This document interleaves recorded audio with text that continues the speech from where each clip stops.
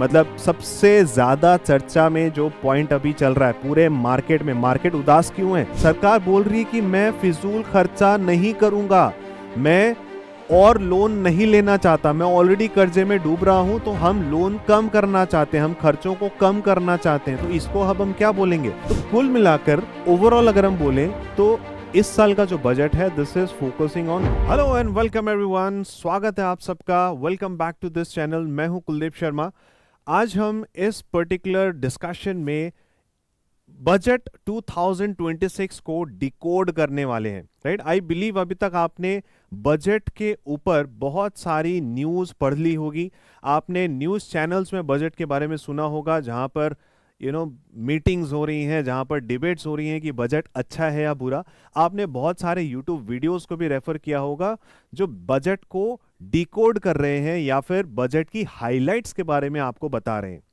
पर यहां पर हम क्या स्पेशल करने वाले हैं, will be talking about this budget from a finance stand point, और एक स्टूडेंट के लिए हम कैसे इन बजट के टर्मिनोलॉजीज को हमारी फाइनेंशियल कॉन्सेप्ट से लिंक कर सकते हैं। आप जब भी इकोनॉमिक्स पढ़ते हैं तो वहां पे आप बहुत भारी भारी टर्म्स सुनते होंगे, पढ़ते होंगे, पर उनकी रिलेवेंस शायद आपको तब समझ में नहीं आती होगी। आपको लगता होगा यार कितना बोरिंग पर्टिकुलर टॉपिक है, राइट? कितने बोरिंग टर्म्स हैं। पर उनको अब हम लिंक करेंगे और आपको आज समझ में आएगा कि ये कितनी इंपॉर्टेंट थ्योरीज होती हैं जो कि रियल लाइफ में इंप्लीमेंट होती हैं और पूरे के पूरे देश को ये गवर्न भी करती हैं।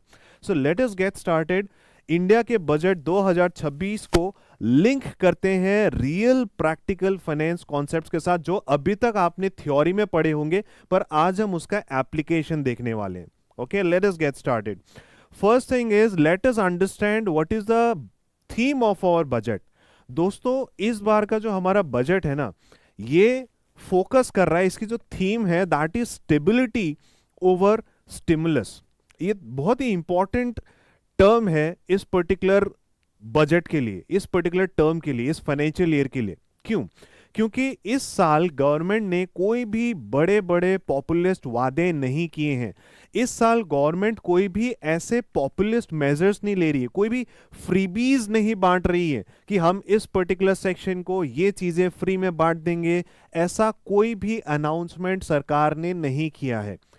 इस पर्टिकुलर स्ट्रैटेजी को आपने सुना होगा, अगर सरकार ये बोलती है ना कि हम बहुत सारे खर्चे करने वाले हैं, हम बहुत सारी स्पेंडिंग करने वाले हैं देश की वेलफेयर के लिए, अगर इस तरीके की चीजें जब भी अनाउंस की जाती है तो इसको एक स्पेसिफिक टर्म से बुलाया जाता है, इसको बोला जाता है expansionary fiscal policy. Okay, I hope आप रिकॉल कर पा रहे हैं इकोनॉमिक्स के वो टर्म्स। इसको बोला जाता है expansionary economic fiscal policy, sorry, okay, fiscal policy. अगर ऐसा नहीं कर रही है सरकार, सरकार बोल रही है कि मैं फिजूल खर्चा नहीं करूंगा, मैं और लोन नहीं लेना चाहता, मैं ऑलरेडी कर्जे में डूब रहा हूं, तो हम लोन कम करना चाहते हैं, हम खर्चों को कम करना चाहते हैं, तो इसको अब हम क्या बोलेंगे? ये एक्सपेंशनरी नहीं है, राइट?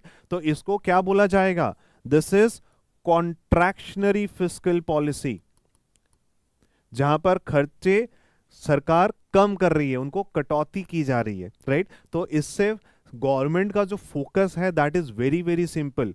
वो मार्केट में पैसा इन्फ्यूज करने के बजाय वो इकोनॉमी को स्ट्रॉन्ग करना चाह रहे हैं, वो इकोनॉमी के जो फंडामेंटल पिलर्स हैं उनको और स्टेबल बनाना चाह रहे हैं।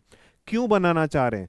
ताकि हमारी इकोनॉमी की जो सप्लाई कर्व है, जो एग्रीगेट सप्लाई कर्व है, हम उसमें पॉइंट ऊपर जाने की जगह उस पूरी की पूरी कर्व को ही शिफ्ट कर सकें।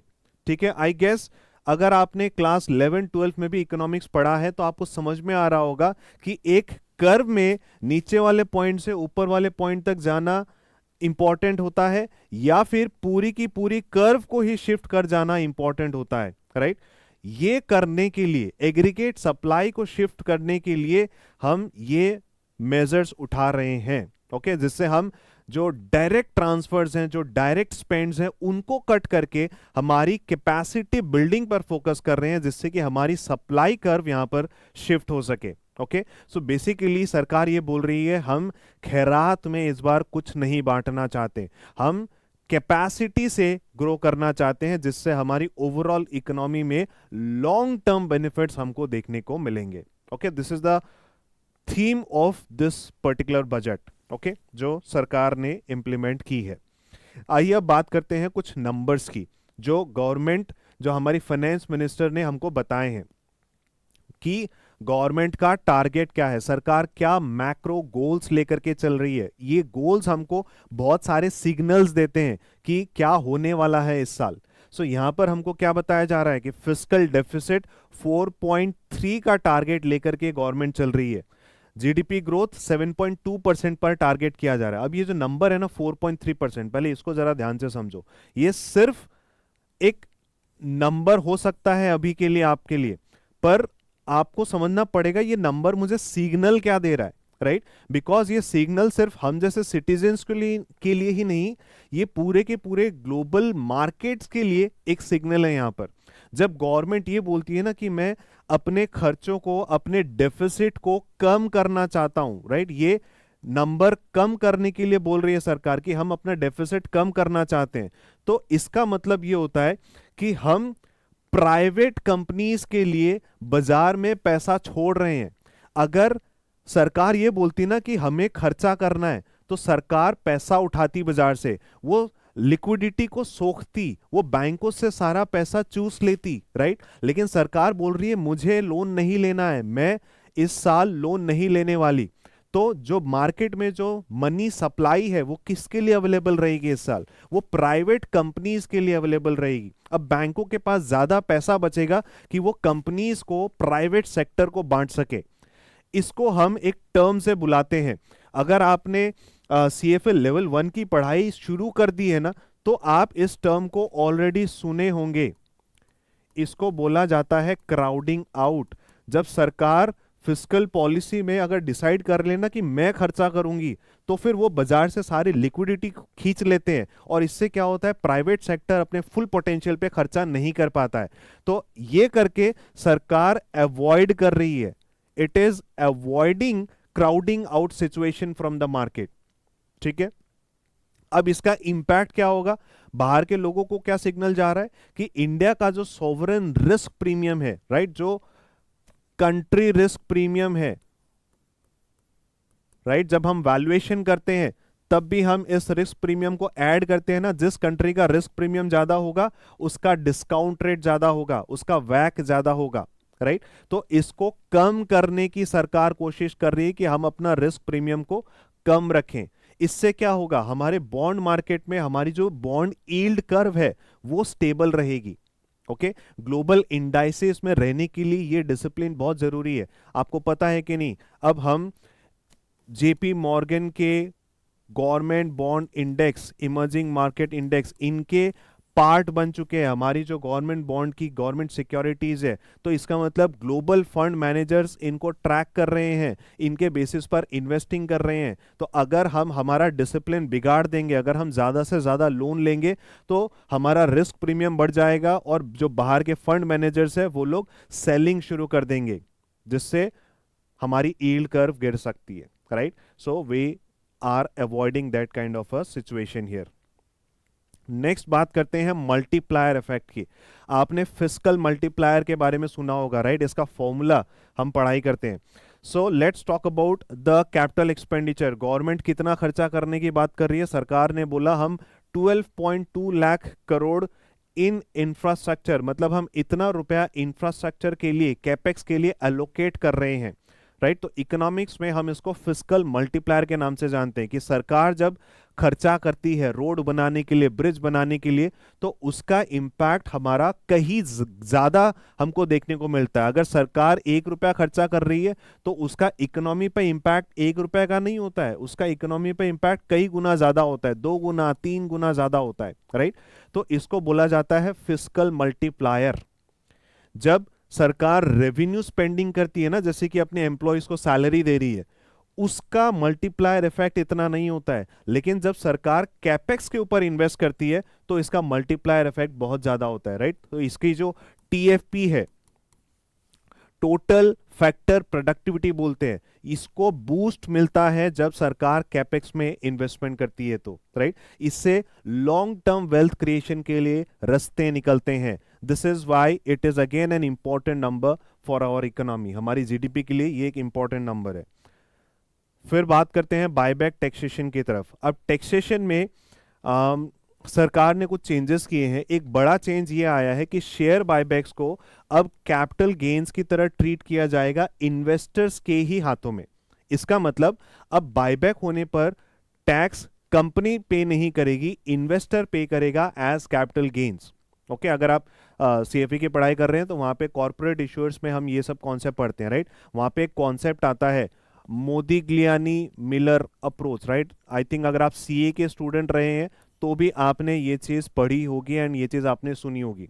तो वहां पर ये दो तरीके के मॉडल्स की बात करते हैं, एक होता है विथ टैक्सेस, एक होता है विदाउट टैक्सेस, राइट।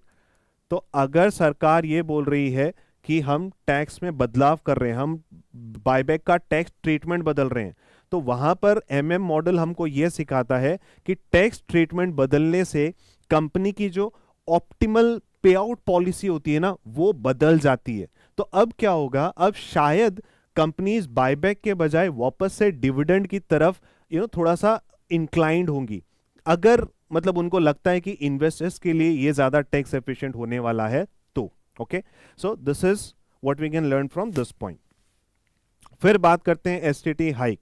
मतलब सबसे ज्यादा चर्चा में जो पॉइंट अभी चल रहा है पूरे मार्केट में, मार्केट उदास क्यों है, इसीलिए तो उदास है, सिक्योरिटीज ट्रांजैक्शन टैक्स को बढ़ा दिया गया है, राइट। एफएनए को हाइक कर दिया गया है। कितना हाइक हुआ है? फ्यूचर्स में 150% की हाइक देखने को मिली है, अब 0.05% हो गया है, और ऑप्शंस पे 50% हाइक है, 0.15% एसटीटी सिक्योरिटीज ट्रांजैक्शन टैक्स लगाया जाएगा। अब इसका इंप्लीकेशन समझो, मार्केट इतना उदास क्यों हो रहा है? बिकॉज गवर्नमेंट यहां पर एक तरीके का फ्रिक्शन क्रिएट कर रही है।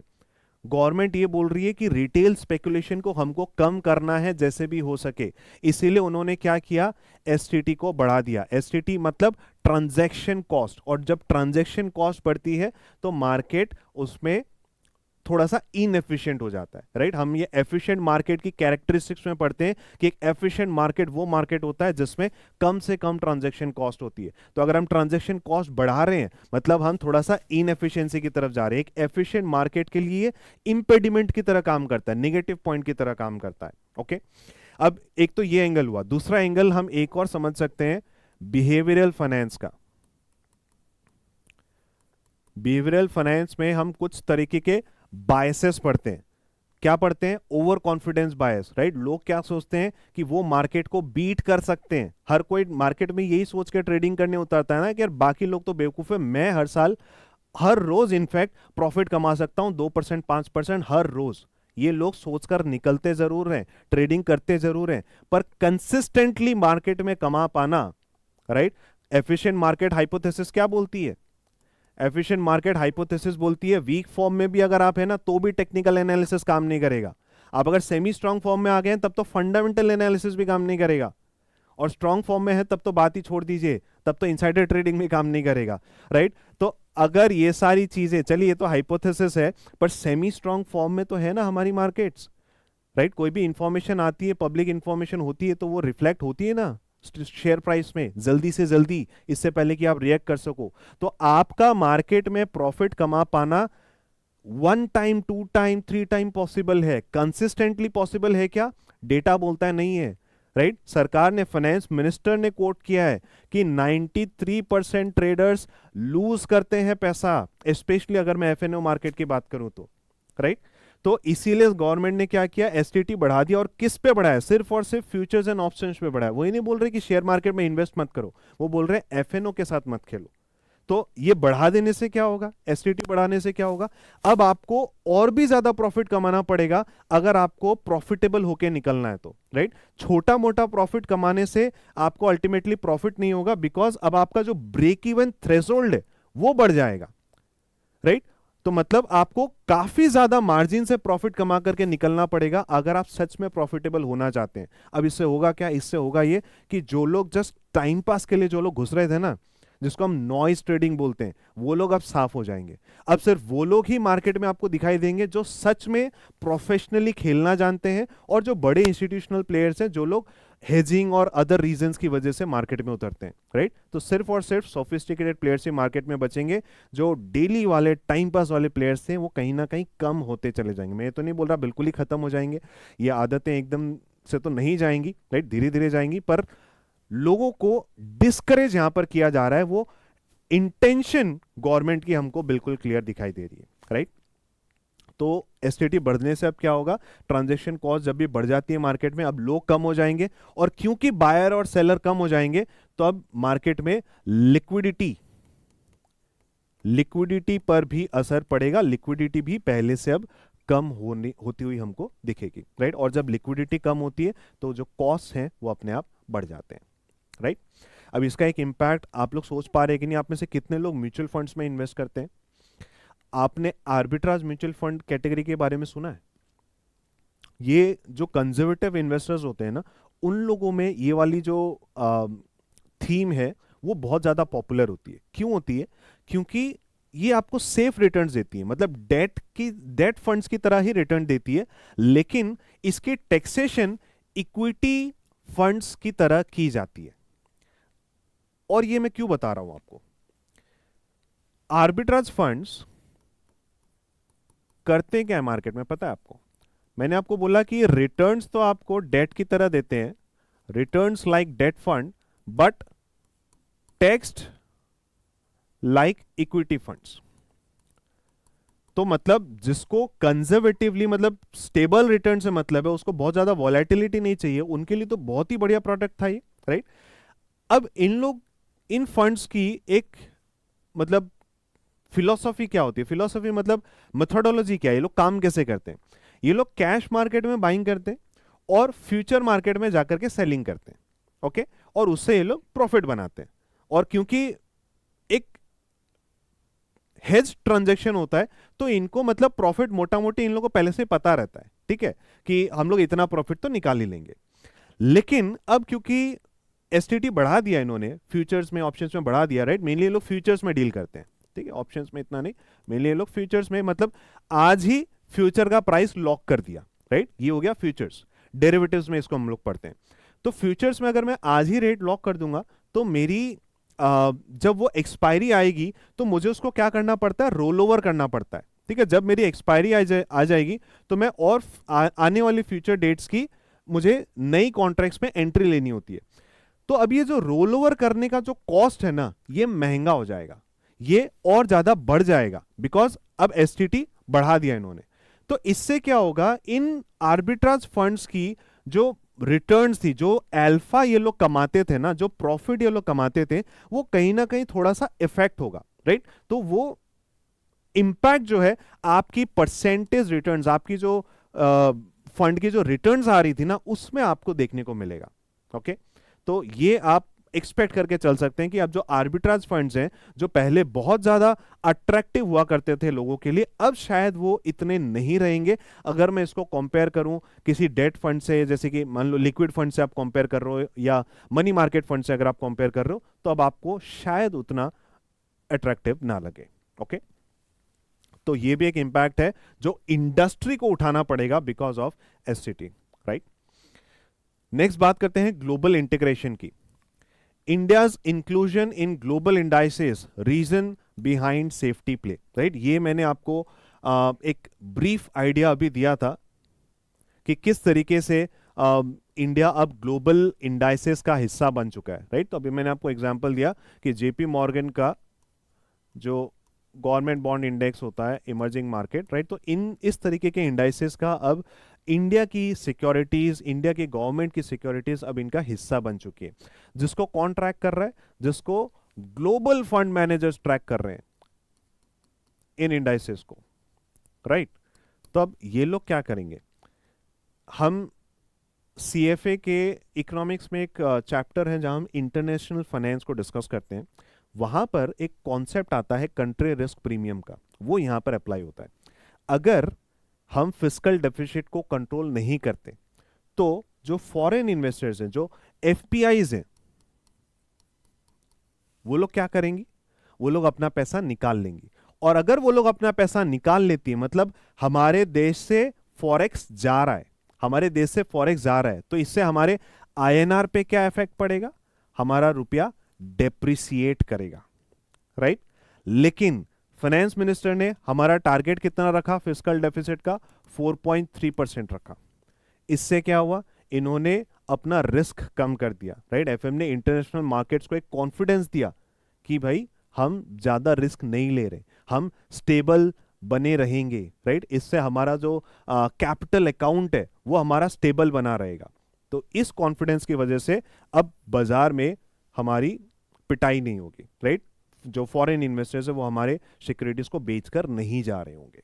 Okay, next let's talk about analyst views. तो इसका एक कंक्लूजन देते हैं कि, और एक एनालिस्ट के पॉइंट ऑफ व्यू से हम ये बात करते हैं कि इस पर्टिकुलर बजट का क्या सम अप है।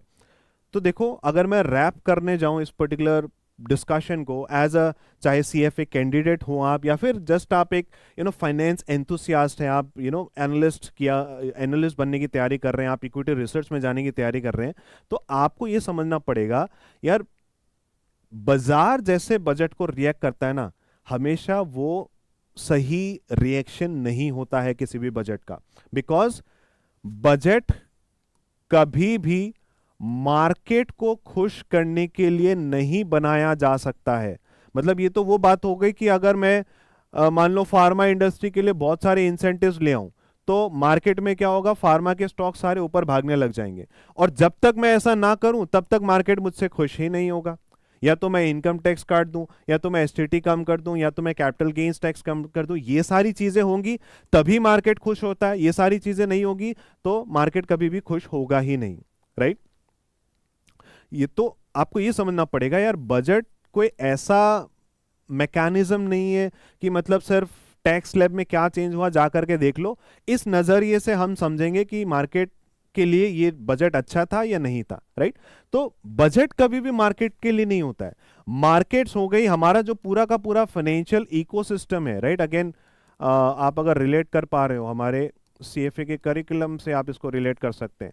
फाइनेंशियल इकोसिस्टम जो है ये हमारे देश के लिए, हमारे जीडीपी के लिए होता है। हमारी देश की जीडीपी फाइनेंशियल इकोसिस्टम के लिए नहीं होती है, राइट? तो आपको यह समझना है कि हमारे इस बजट से किसको फायदा मिला। ठीक है, डायरेक्टली शायद आप नहीं बोल पाओ कि भाई मिडिल क्लास को फायदा है या किसी पर्टिकुलर सेक्शन ऑफ पीपल को फायदा है या नहीं, लेकिन अगर हम ओवरऑल इकोनॉमी की बात करें, या अगर चलो मार्केट पे भी आपको इंप्लीमेंटेशन चाहिए, तो मार्केट में किसको फायदा मिला? बैंक्स को फायदा मिलेगा कि नहीं मिलेगा? अगर वो प्राइवेट लेंडिंग ज्यादा करेंगे, उनके हाथ में लिक्विडिटी ज्यादा होगी, राइट? उनको फायदा मिलेगा। सो बैंक्स के लिए इट इज पॉजिटिव, राइट? अगर मैं इक्विटीज मार्केट में बात करूं, और अगर मैं इंफ्रास्ट्रक्चर मार्केट की बात करूं तो वहां पे भी उनके लिए पॉजिटिव है। यस, ठीक है। किसके लिए नेगेटिव है भाई? एसटीटी किसको इंपैक्ट करेगा? किसका धंधा खराब होगा? जो हमारी ब्रोकरेजेस है उनका धंधा, उस पर इफेक्ट पड़ेगा। आप एक बोल सकते हो कि हमारी जो एएमसीज हैं उन पे बिजनेस पे इफेक्ट पड़ेगा, राइट? तो ये सब चीजें ठीक है, कुछ बिजनेसेस को नेगेटिव साइड में भी इंपैक्ट हुआ है, और कुछ बिजनेसेस को पॉजिटिव साइड में भी इंपैक्ट हुआ है। ठीक है, बहुत ज्यादा पॉजिटिव ना सही, पर न्यूट्रल टू पॉजिटिव मैंने लिखा है। ओके, और अगर फिक्स इनकम की बात करें तो ये पॉजिटिव है, क्योंकि बाजार में सप्लाई कम होगी इस साल, राइट? सरकार पैसा रेज कम कर रही होगी बॉन्ड से, राइट? तो बाजार में अगर बॉन्ड्स की सप्लाई कम होगी तो बॉन्ड्स के प्राइसेस क्या होंगे? वो ज्यादा होंगे, वो बढ़ेंगे, राइट? तो फिक्स्ड इनकम के पॉइंट ऑफ व्यू से भी ये एक पॉजिटिव सिनेरियो है। तो कुल मिलाकर ओवरऑल अगर हम बोलें तो इस साल का जो बजट है, this is focusing on long term fundamental growth, उस पर इस साल का फोकस है। शॉर्ट टर्म इमीडिएट कंजम्पशन पर या इमीडिएट बेनिफिट्स पर इस साल का फोकस नहीं है, राइट? तो हम फ्यूचर को इस साल कंज्यूम करने की बजाय हम फ्यूचर में इन्वेस्ट कर रहे हैं, right? This is what is the crux of this particular budget. okay, again there can be many nitty-gritties कि हम इसको और कई पॉइंट्स पर क्रिटिसाइज कर सकते हैं, कुछ और पॉइंट्स हो सकते हैं जिन पर हम इनको और पॉजिटिव्स निकाल सकते हैं, बट द पॉइंट इज हम उन टॉपिक्स को रिलेट करने की कोशिश कर रहे थे जो हमारे कॉन्सेप्ट्स जो हम डेली बेसिस पर पढ़ते हैं, पढ़ाते हैं, उनको रियल लाइफ में इंप्लीमेंट होता हुआ देखना और उनको हमारे कॉन्सेप्ट से लिंक करना, ये हमारे डिस्कशन का पॉइंट था, right? Not to appreciate the budget और टू क्रिटिसाइज द बजट, वो हमारा पॉइंट नहीं, वो हमारा एजेंडा नहीं है। वो करने के लिए न्यूज़ चैनल्स पर बहुत सारी डिबेट्स चल रही हैं, आप उसको जा करके ज्वाइन कर सकते हैं, राइट? अगर आपको ये लिंकेज अच्छा लगा, समझ में आया, ऐसे और डिस्कशंस अगर आप देखना चाहोगे तो मुझे बताना, give your feedback and we will come up with more such discussions like this. ठीक है, चलिए मिलते हैं अगले वीडियो में। Thank you so much, bye bye, जय हिंद।